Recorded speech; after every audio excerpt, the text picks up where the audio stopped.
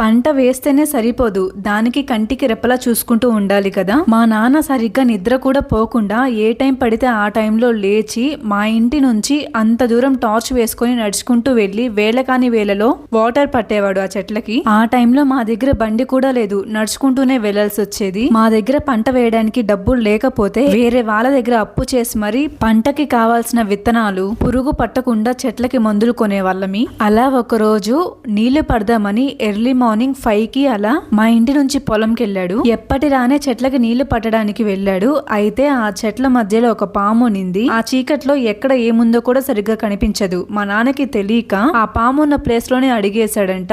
అడుగేసి అడుగు తీసే లోపు ఆ పాము కాటేసింది. ఇంకా మా నాన్న టార్చ్ వేసుకొని చూసేసరికి మా నాన్న కాలి చుట్టూ తిరుగుతూ ఉందంట ఆ పాము. ఆ భయంతో మా నాన్న పెద్దగా అరిచేశాడు. ఆ అరుపుకి పక్క పొలంలో నీళ్లు పట్టడానికి వచ్చిన అంకులు ఏమైంది ఏమైంది అని పరిగెత్తుకుంటూ మా నాన్న దగ్గరికి వచ్చి చూసేసరికి మా నాన్న కాలు మీద ఘాట్లు ఉన్నాయంట.